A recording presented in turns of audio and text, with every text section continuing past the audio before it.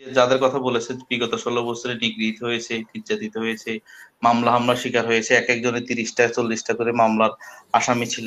উনারা ছিলেন রামপুর কেন্দ্রিক। এখন আওয়ামী লীগের কাছে যেরকম অস্ত্র আছে, আমরা জানি বিএনপির কাছেও অস্ত্র আছে। ওরা বিভিন্ন সময় ককটেল ফুটাইতো। ক্ষমতায় জনগণ আমাদেরকে চায়, আমরা নির্বাচনের মাধ্যমে আমরা ক্ষমতায় আসার জন্য আমরা চেষ্টা করব। যেহেতু ইতিমধ্যে আওয়ামী লীগ এবং বিএনপি কেউ জনগণ দেখেছে, জনগণ নতুন কিছু চায়। জনগণ যেহেতু নতুন কিছু চায়, সেজন্য আমরা দল গোছাচ্ছি। আমরা যখন মাঠ পর্যায়ে যাচ্ছি, গ্রামে গঞ্জে পাড়া মহল্লায় যাচ্ছি, জনগণ আমাদেরকে বলতেছে হ্যাঁ যে আপনারাই আসুন, পলিটিক্যাল দল হিসেবে আসুন। আপনারা আপনাদেরকে আমরা চাই, আপনারাই এ রাষ্ট্রের পরিবর্তন আনতে পারবেন। জনগণ আমাদের কাছে অনেক প্রত্যাশা। যেহেতু এই অভ্যুত্থানটা আমাদের হাত ধরে হয়েছে, আমাদেরকে সামনে রেখেই কিন্তু রাজনৈতিক দলগুলো হচ্ছে বলা চলে যে আমাদের কাঁধের উপর বন্দুক রেখেই শিকারের চেষ্টা করতেছে। যে বিএনপি কিন্তু এর আগে 5 আগস্টের আগ পর্যন্ত কিন্তু তারা আমাদের কে কখনোই কিন্তু বলে নাই যে আমাদের আন্দোলনের সাথে তারা একাত্মতা আছে। কিন্তু 5 আগস্টের পরে কিন্তু বলা হচ্ছে যে মাস্টার মাইন্ড বের হচ্ছে বিএনপি থেকে। হ্যাঁ, বা সেটাকে তাদের একক দলীয় অর্জন হিসেবে বলার চেষ্টা করতেছে। তো এটা কিন্তু তারা কখনোই স্বীকার করে নাই। জুলাই মাসেও কিন্তু তারা স্বীকার করে নাই।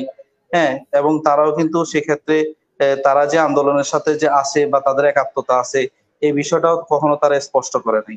এবং এই আন্দোলনে যারা শহীদ হয়েছেন, আহত হয়েছেন, বেশিরভাগ মানুষই সাধারণ মানুষ, বেশিরভাগই শিক্ষার্থী, সাধারণ খেটে খাওয়া মানুষ, শ্রমজীবী, রিক্সাওয়ালা। হ্যাঁ, কিন্তু বিএনপি যে যদি বলে থাকে যে তাদের দলীয় নেতাকর্মী, সেটারও কিন্তু আসলে তালিকা প্রকাশ করা, হ্যাঁ, এবং তাদের পরিচয় প্রকাশ করা, সেটাও কিন্তু তারা এখনো পর্যন্ত করেনি।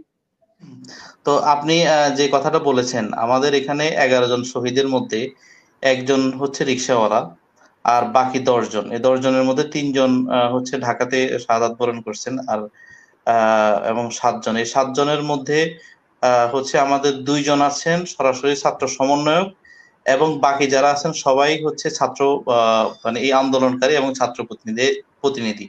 এর মধ্যে একজনও বিএনপির নেতাকর্মী নেই। আপনি যে রামপুরের কথা বলতেছেন, রামপুরের লোকজন হচ্ছে বিএনপিতে যারা এই ফেনী শহরে যারা বিএনপির নেতৃত্ব দেন, সেই রামপুরবাসী যারা আপনি বলতেছেন নির্যাতিত বা নিগৃহীত হয়েছে, হ্যাঁ সেটা সত্য। গত 16 বছরে আপনি অস্বীকার করতে পারবেন না। হ্যাঁ, বিএনপি আমাদের উনি যেহেতু আমি ফেনীর প্রসঙ্গটাইতে বলি।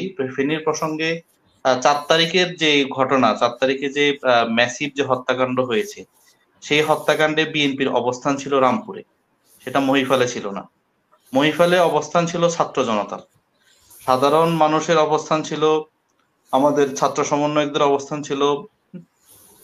বিএনপি ছাড়া আমার মনে হয় মহিপালে মানে একক বা যারা উনি যে যাদের কথা বলেছে বিগত 16 বছরে নিগৃহীত হয়েছে, নির্যাতিত হয়েছে, মামলা হামলার শিকার হয়েছে, এক একজনের 30টা 40টা করে মামলার আসামি ছিল, উনারা ছিলেন রামপুর কেন্দ্রিক। এখন আওয়ামী লীগের কাছে যেরকম অস্ত্র আছে, আমরা জানি বিএনপির কাছেও অস্ত্র আছে।